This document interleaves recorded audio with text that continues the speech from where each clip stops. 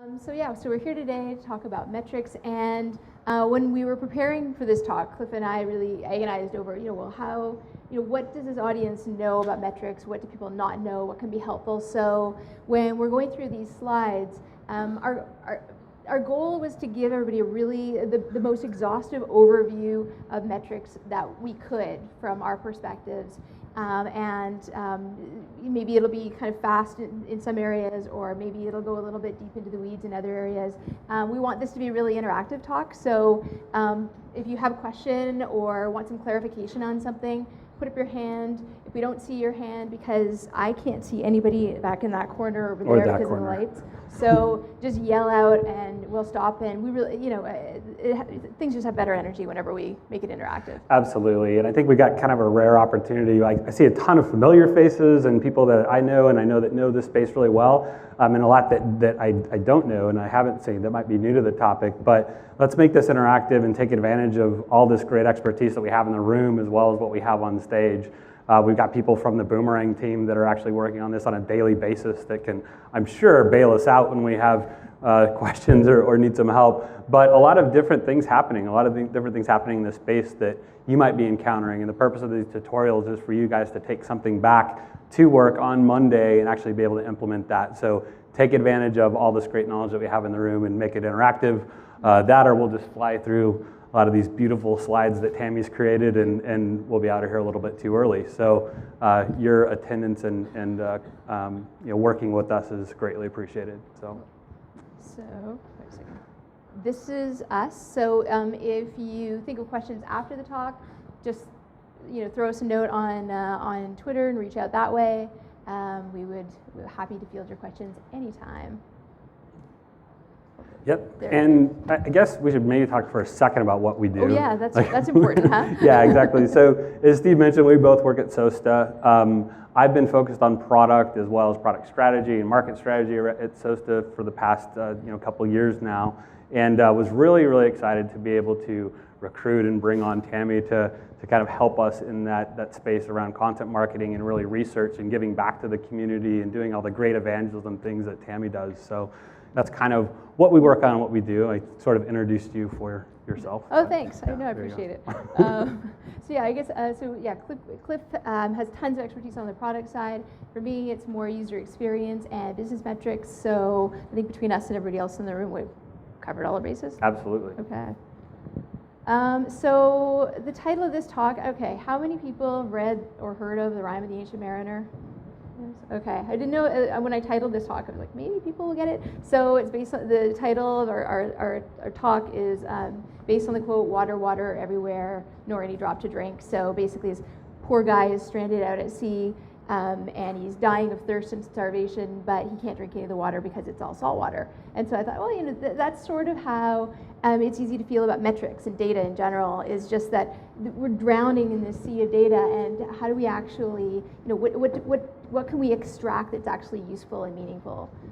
So over the course of the next hour and a half, ideally, these are the questions that we're going to help answer for you today, and maybe some new questions along the way. Absolutely, absolutely. And I just wanted to pull out, actually, this was a tweet that Mike Lukatis from O'Reilly tweeted out this morning, and I really, really liked it, so he threw it in the slides at the last minute. Just metrics should be painful. They should be able to make you change what you're doing. So when you're thinking about what metrics you need to track, just look for those metrics in general that will help you move the needle on something important and meaningful for your business. Absolutely.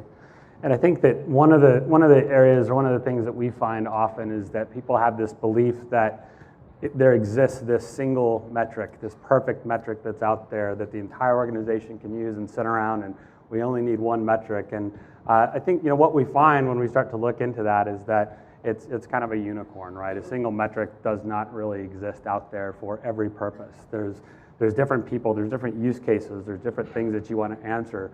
So what we really end up having is, this great illustration. You've got a lot of these rhinos that are out there pretending to be unicorns, working very hard out there in the field for us, but we don't have this unicorn, this one perfect metric. So I apologize early if you came to the talk looking for that single metric, but unfortunately, it doesn't really exist. Instead, what we have is this great pool of metrics, this great sea of metrics that are great given the use case, and it can really be great tools for us in an organization to answer those different and specific questions, but it's never going to be one perfect metric. It's going to span the gambit. It's going to be pretty expansive.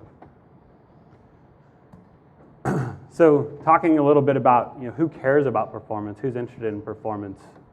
You had this great infographic and quote from Akamai. Yeah, I love this study. It was done by Akamai in 2009, but it's still really relevant because it just draws our attention to a few things. One is that even in 2009, like almost half of consumers, people using websites, said they expect pages to load significantly in 2 seconds or less. So I think Akamai did the best survey that I've read, and I've read a lot of these surveys of just user expectations.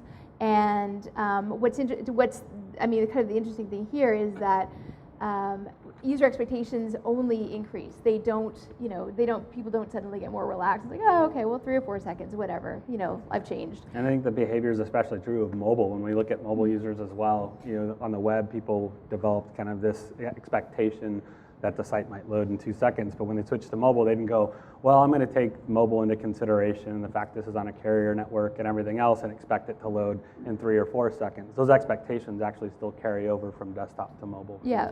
In fact, people, some surveys show that people on mobile devices say they actually expect pages to load even faster on their phone than they do elsewhere, which is totally unrealistic, you might say, except that people expect it. So that's in terms of users. That's what users think about performance. Yeah, and we think about kind of the many faces of performance in an organization. So we firmly believe that performance is everything, but performance really is everyone as well. It's great to see it more of a mix here at Velocity this year, where we're bringing the business to the table and the business to the discussion. Because what we find is that metric and what you're looking for and the answers you're asking are going to vary based on that persona. So a C-level staff, a CMO, a CEO, CFO, chief digital officer, whatever it might be, is going to be very interested in the impact, in understanding the impact of performance on revenue and on their business and on their brand, where operations is very concerned about the state of their systems and the importance and the health of their systems. A front-end developer might be very focused on the efficiency of my code and the efficiency of which I'm serving that front-end experience. And then a designer, much more focused on user experience and the aesthetics of the site. So what you're going to find is that the metrics actually change quite a bit depending on who you are and who that actual role is. Again, our CEO is going to be very concerned about that impact of 1 second on the business. Our operations guy going to be, in some cases, very interested in DNS resolution and the performance of authoritative DNS. Developers interested in things like start render or DOM complexity, and a designer thinking more specifically about how long did it take this image to load or this hero image to load on my page. So it's going to be different depending on who you are. So how do we go about measuring performance? Well, it's hard. It's a lot, right? I mean, when we think about it, there's a lot of different challenges out there. There's a lot of different things that we're actually trying to accomplish, and we're trying to bite off quite a bit of this big chunk of this big sea of metrics to actually get at what it is we actually want to measure and what it is we're actually going for in terms of that metric. And I love this graphic, by the way. I wish there was something more I could say about it. I just want to kind of let it sit there for a while. And on top of that, being hard and complex, we've got changing of our environments and our platforms right from underneath us, right? We're seeing this huge shift towards spas. Chris just did a great talk on single-page applications. Frameworks changing, and the way that we have thought about and measured performance is not the same way that it was yesterday, right? So there's a lot of things that are actually making this a little bit harder, a little bit more difficult, as Steve was talking about, using things like user timing to measure single-page applications, and some things that the Boomerang team's been working on that's really kind of helped us think about getting beyond those traditional ways of measurement. And then, oh my God, third parties. I mean, who hasn't dealt with third-party issues and third-party complexity when we start thinking about measuring that performance and the impact that actually has on user experience. Third parties, I guess in general, like when we look at it, a lot of our customers, we're surprised to see that 90% in some cases of the assets that are being served on a page are actually coming from a third party. Essentially outsourcing the user experience, outsourcing our sites, and in some cases introducing single points of failure, which we'll talk about a little bit more. And then there's this fragmentation that we see. This is a great graphic that's talking about the fragmentation of Android in terms of devices. You can see the proliferation of Android devices and all the different devices that are out there. It gets crazy, crazy complex, right? I think also when we think about user agents and browsers, it's also similar. So we looked at a day or 4-day period over Black Friday and saw something like 528 different user agents during that 4-day period, 528 different browsers that are actually interacting with our sites and our properties. So it's complex.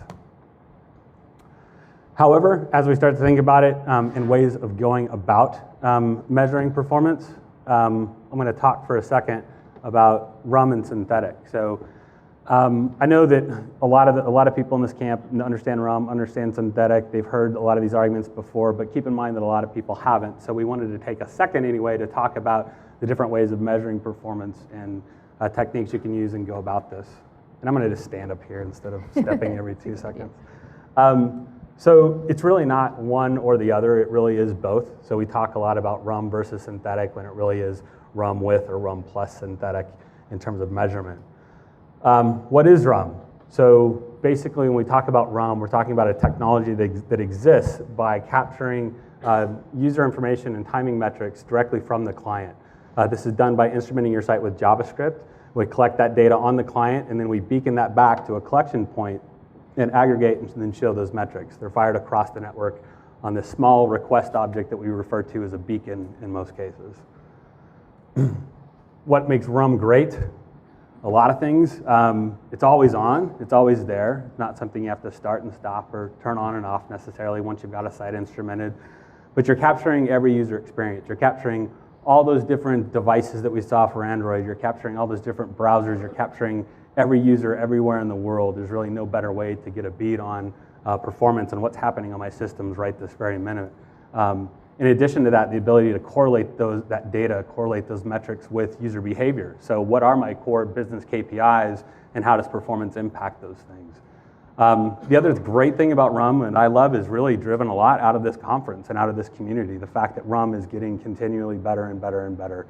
So we see a lot of standards getting put in place and a lot of things that are getting turned on by default that just give us much more richness and the ability to collect great data from the browsers, which we'll talk about here in a little bit, but it's really only getting better. So, yeah. Sorry, well, that's actually a good one because it's either real user monitoring, real user measurement, real user metrics. I think the standard would be real user monitoring. So in terms of just the types of questions, and I'm going to go through just a few of many, many questions that your RUM data is uniquely able to answer for you. For example, what environments are your users coming from? We talked about browser complexity. Well, this is a graph produced from our own data that just shows, maps out all the different browsers that people are using when they visit a specific page, and it shows you, even those little red lines, shows you, frankly, which ones suck. So you get that data at a glance, data that would be really, really hard to you could only capture through RUM, and is really, really hard to express in any way other than with a kind of visualization that kind of gives you this snapshot of the user environment and how things perform within that environment. And on top of the fact that, that yes, this graphic is telling us that Android just is poorly performing no matter which way you look at it, it's actually what it's telling you is the segmentation in terms of different dimensions. Android on the specific carrier for a specific page group from a specific location in the country. So you're looking for the red lines, and you're also looking for the lighter shaded lines, which tell you where performance is actually a little bit better. But yeah, absolutely. Crazy fragmentation, a lot of different environments, no way to really simulate all those different users accurately. It's just not really possible. So another question that it can answer for you is, how are my real users who come into my site moving through my site? What are the most common user flows through my pages? And it can kind of bubble up some really surprising findings. So for example, with this sunburst or starburst? Yep. I have a total mental block around that. Sunburst. Sunburst. Yep. Okay, sunburst. This sunburst chart shows, for example, that 8.25% of users coming to the site are coming in on the shopping cart page, and that's something that. And then they're following a certain path through the site. And that's something that you just might not ever realize. If we tend to think of our sites as performing in kind of these sequential flows that might work for some users, but you can't actually anticipate all ways that people are going to use your site. There's like a really great diagram that shows like a really beautifully designed set of stairs and then like a footpath that people just walked on next to the stairs. That's basically how, how you have to think about user paths through your site.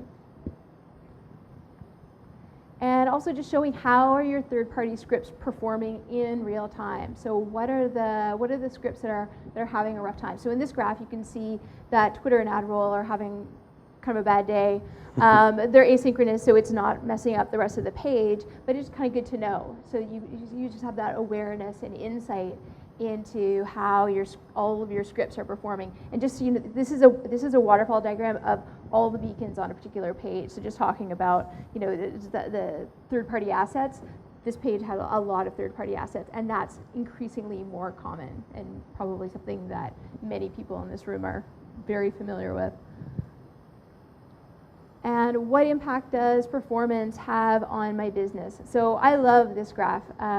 We generated this, we took 4 top e-commerce sites that were using mPulse, and we tracked 4 weeks worth of their traffic, and we aggregated it all, so it's about 81 million user sessions. Something like that, yeah.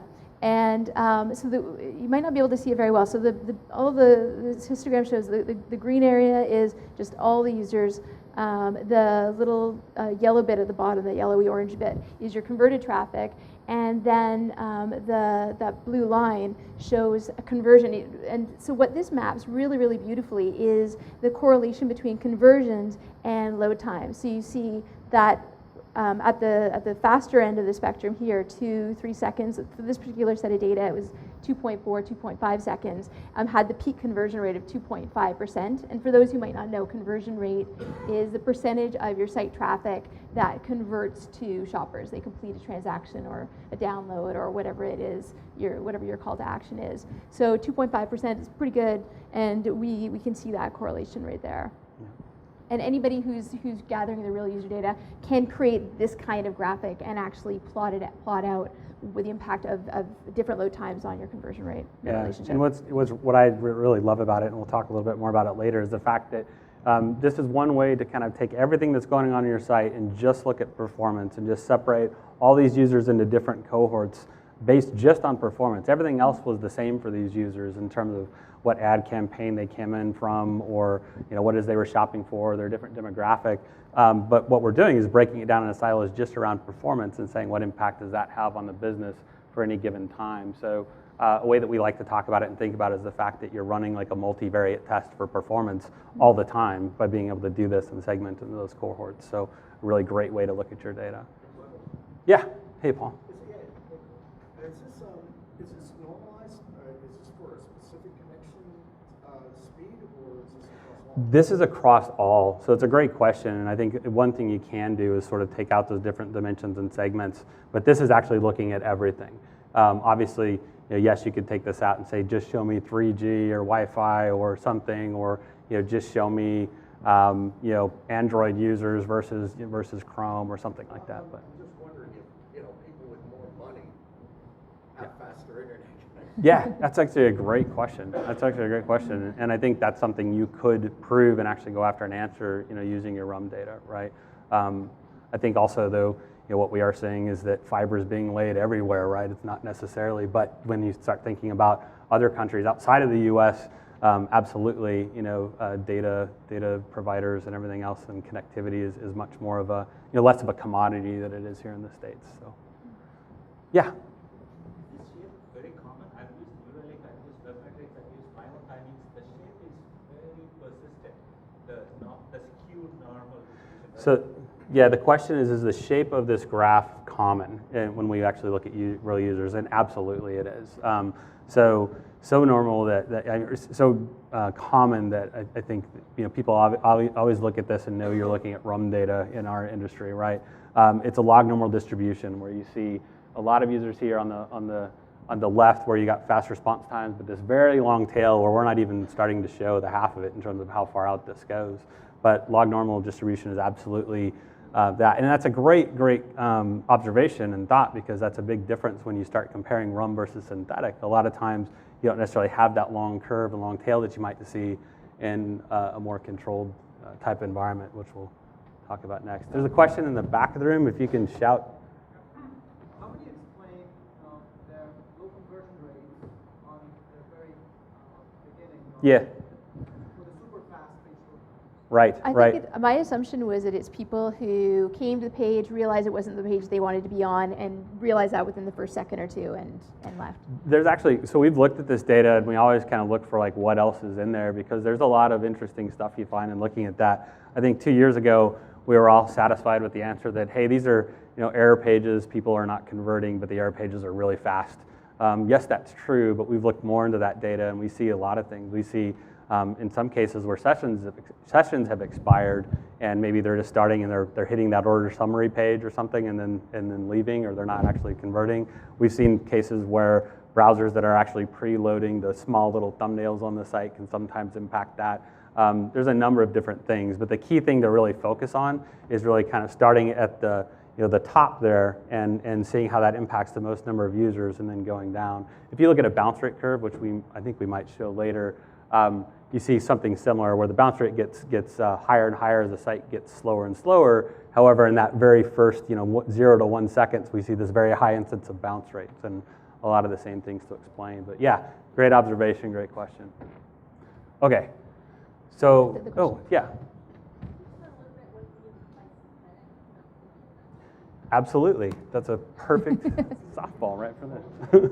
The question was, can you tell me a little bit about what synthetic monitoring means? So she's a shill. I have her up here, moving me along. So synthetic monitoring 101. So we described a little bit about what RUM is and the use cases for RUM. Now we're going to talk for a second about what synthetic is. So different than RUM, synthetic is not real users, right? This is essentially agents or bots that are sitting out there from different locations measuring a pre-scripted path through your site. So you've got basically think of it as a puppet, somebody puppeting a browser running a pre-defined script or something like that that's sitting out there on the network. Real browsers, when we talk about synthetic, obviously synthetic can be emulated or all that, but for our purposes, we're talking about real browsers actually driving this traffic. And typically there's kind of a set path defined or transaction or trace through a site or a single URL. Tests are run either ad hoc, so web page test is a favorite tool of ours here. And you can actually go out to the site, type in a URL and run that, or it can be something that's pre-scripted and scheduled that's always running, and there's synthetic monitoring providers out there that do that, and we'll kind of cover who those are. But it's not real. It's a synthetic, basically, bot that's going out. What makes it great, there's a lot you can collect that you can't collect from real users, and a lot of very rich data that you can get. So the fact that you can get waterfalls, we actually can get now with RUM, so I should probably maybe strike that a little bit, but fully qualified, I guess, waterfalls that have header information and a lot more richness and detail than what you might get out of RUM. Video and film strips, and actually like being able to replay what that browser session was, something you can do with synthetic. I mentioned HTTP headers, being able to collect that data. You can only do that with synthetic. You can't actually collect those headers and that information from RUM. Nothing to install. So one great use case of synthetic is the fact you can actually go out and measure your competitor sites, and we'll talk about that in a second as well. You can't do that with RUM. You can't go out and hack into their website and throw your JavaScript in on their site. Well, you probably could, but probably shouldn't. And it doesn't require users, so that is actually a positive in some cases where you want to measure in a pre-production environment, some environment where you just don't have the traffic, or you want to simulate something in a QA or pre-prod or staging type environment. So your synthetic data lets you answer a lot of really interesting questions that Cliff alluded to. So, for example, this is a really great one, and shout out to SpeedCurve, woohoo, for the graphics. So, SpeedCurve is a synthetic tool, and I encourage you to check it out. But you can basically see this. You can see how your site compares to all of your competitors across a bunch of different benchmarks. You can also see how your page composition, the design of your pages affects performance. So it gives you this really rich waterfall that lets you know just what the breakdown of assets is on your page and their size, et cetera. Yeah, and that third-party impact being illustrated here again, right? And this is very common for the sites that we work with. We definitely see this type of impact. You can compare deployments. So you can look at how the newest version of your site compares to previous versions of your site. We were really relieved because we just launched a new version of the SOSTA website today, and Cliff tested it before and after, and like, oh, okay, we're faster, good. I was very happy that they decided to do this right around velocity. They just waited to make the site faster until today, just so we could have the slide for the talk. That was nice of them. That was really thoughtful. But yeah, this idea of continuous deployment, we talk a lot about it here at Velocity. Very hot topic in across basically the entire community. This ability just to simply look at before and after, right? Like what changed, what got better, what got worse, is a very unique ability and capability of SpeedCurve, but synthetic more generally. Kind of giving you that, how are we doing and how are we holding to our performance budget or whatever, which we'll talk about in a little bit. Yeah, and letting you see, if you are faster or slower, or where were the improvements, or where were the problems, so you can actually go in and address those. So it's really great. Yeah. But yeah. Oh, sorry. I was just giving another shout out to our marketing team that did this site. I'm just really nothing better. So we'll talk more about performance budgets later on, but just your synthetic data can tell you how well you're sticking to your performance budget. So basically just the idea roughly that you create a budget for your pages in terms of size or assets or any other page metrics, and your synthetic tool can tell you and can alert you whenever you exceed your budget. Yep, absolutely. And then? Yeah. Oh, sure. Sorry, you said the tool we use to generate these graphs? So these specifically, these last two were taken from a product called SpeedCurve. So check it out. They're great. They're built on top of Web Pages Test, which is a great tool, kind of born and raised here in Velocity by Pat Meenan. And it's actually Steve's company. SpeedCurve is run by Steve and Mark Zeman. So.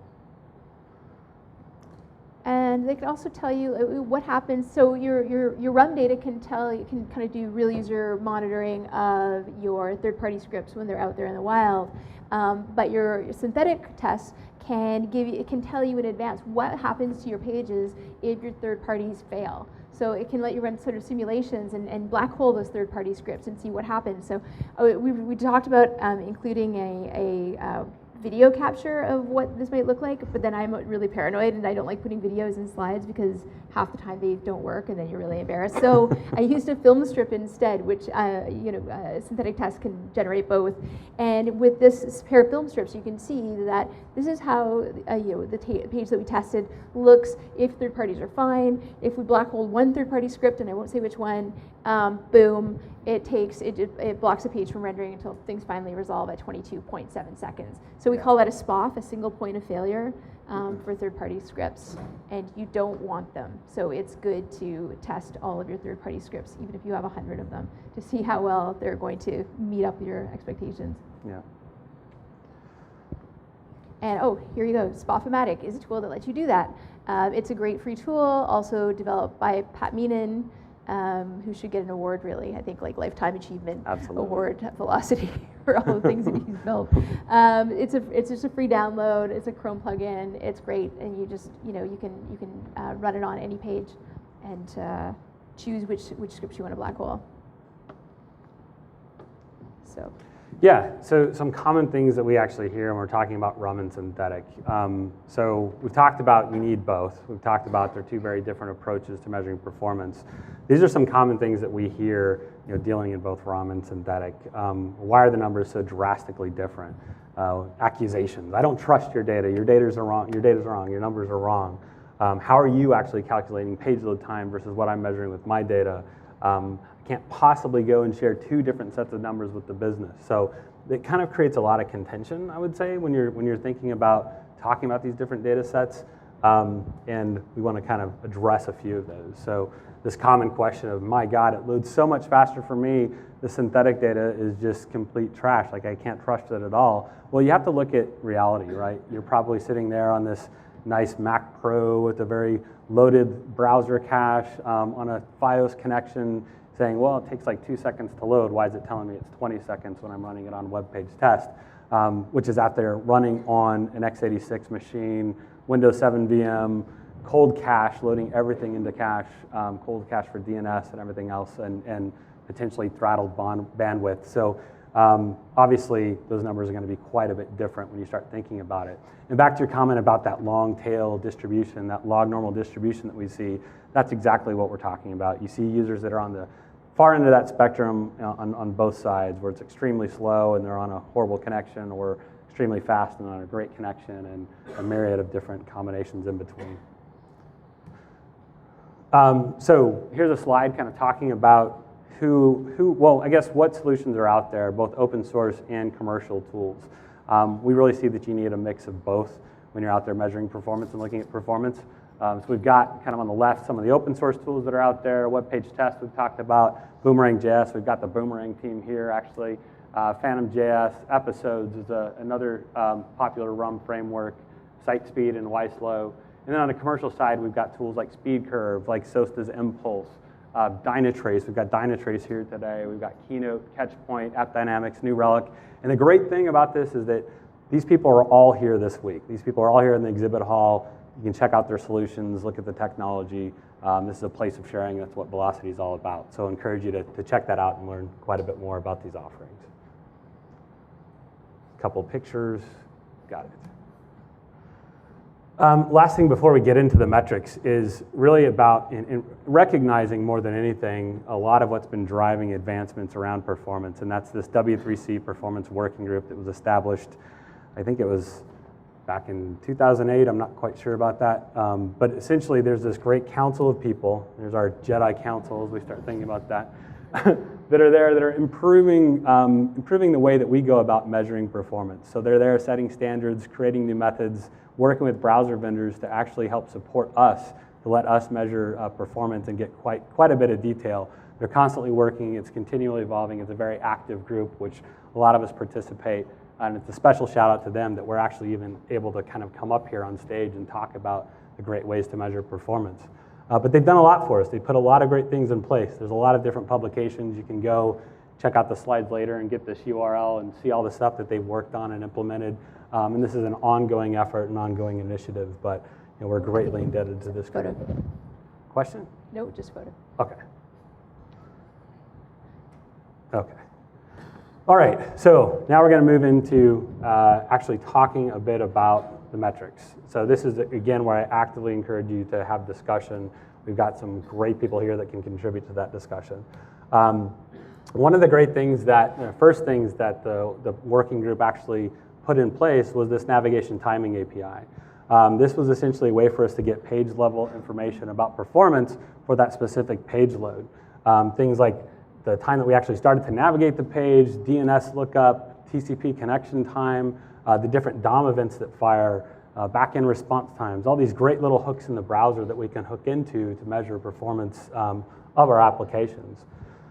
We're going to step through this a little bit. Well, before I do, actually support for this is great. So we've seen some started earlier than others to support this. So we had IE, we had Chrome that were sort of leading the way, and the other browsers fell in line.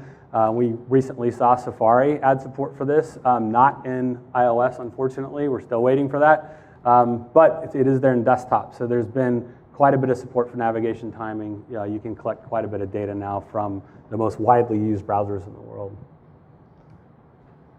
So we wanted to break this down kind of by role-specific use cases. So talking a bit about those personas from the network operations to front-end dev, marketing inside operations, a designer, and then back to that C-level, that chief digital officer, whoever it might be.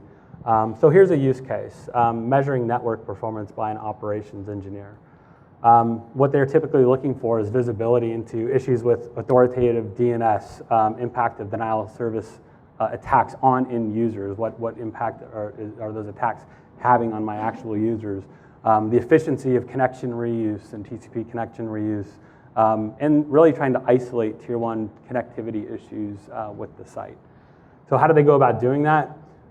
They look for, obviously, pulling from that sea of metrics, plucking a few out of there, like DNS, TCP, time to first byte, by looking within navigation timing to pull out domain lookup end and domain lookup start. And here's code examples you guys can use and copy and take from the presentation later to tell you exactly how you pluck this out of the browser. But what we're looking at is, again, the domain lookup end minus domain lookup start, and that tells us the DNS resolution time. For TCP, it's connect end minus connect start to get that connection time to the server.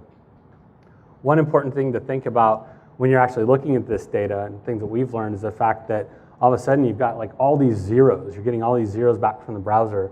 And that's common and understood once you think about it. The fact that DNS is oftentimes cached, the fact that TCP connections are being reused, the fact that we've got things like the Omnibox that is actually going out and doing DNS prefetches. So the number that actually gets reported back in the page when you query the performance timing interface is actually 0.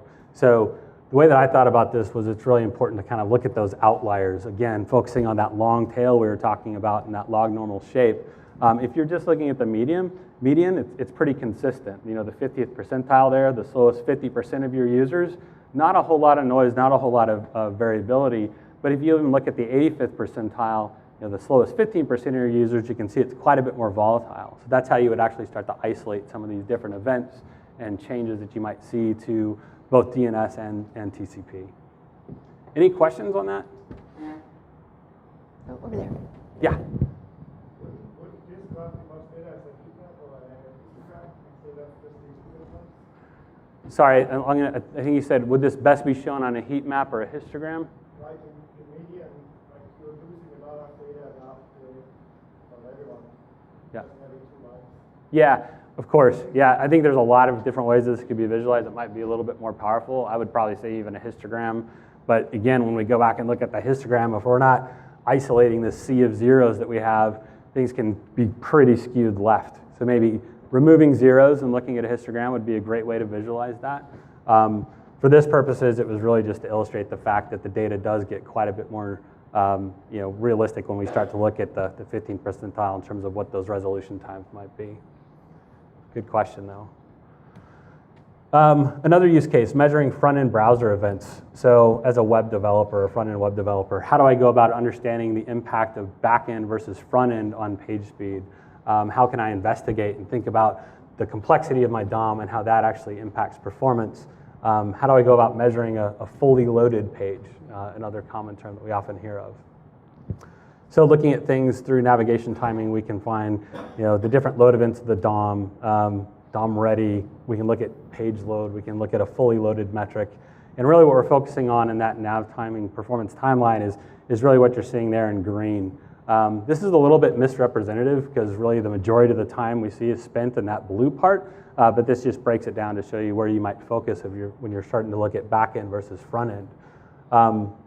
Here's how you go about grabbing those and isolating those metrics from the browser. You'd query, again, that performance timing API and interface to find things like time to first byte, so response start, so connect in to response start, a base page, so the base HTML, looking at response start to response end, and then we've got front end time, basically all that time that's not spent on the back end, all that stuff that's in the blue shaded areas where we're looking at the load event start.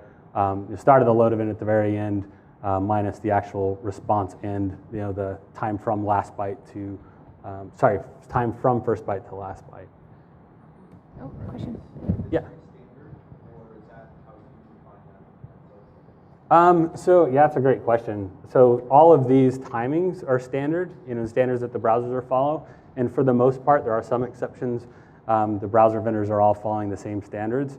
In terms of the definitions of these, it is subjective. So I have gotten in these sort of debates even within SOSTA about what is time to first byte, what's back end versus front end.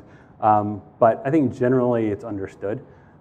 It's just, we're trying to define some terminology around those, but you can call them whatever you want. I think the important part is kind of identifying at what point they're actually being hit.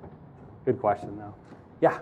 So I see as an issue in the vendor arena that there's a problem with the naming of all these things, and maybe it's just what you were talking about, but people talk about time to first byte, or there's like onload, time to interactive, document complete, and they're all different terms, and some vendors will use even other terms, and then if you're trying to line up their metrics with something from web page test, you don't really get an idea for that. I even read recently a vendor's documentation that said they don't trust the W3C navigation timing standards. They're not accurate, which kind of confuses me because that's what the browser's doing. Yeah. And I'm kind of wondering if sort of that Jedi Council could get together and sort of define a set number of timings that is everyone can use and everyone can depend on. Yeah, so just not to repeat the entire question, but for those of you who didn't hear, this is really about vendors not necessarily following the same naming conventions and standards, and in some cases even debating or challenging what's being reported back from the navigation timing API, and more of a request for that working group, the performance working group, to maybe drive some of that more clearly. I think that's exactly why they were put in place, and I think that's what they've set out to do. And I think there's always going to be different contingencies that might have a different perspective, right? And synthetic is not necessarily depending upon navigation timing for reporting their metrics. In fact, I think most of the commercial vendors are not.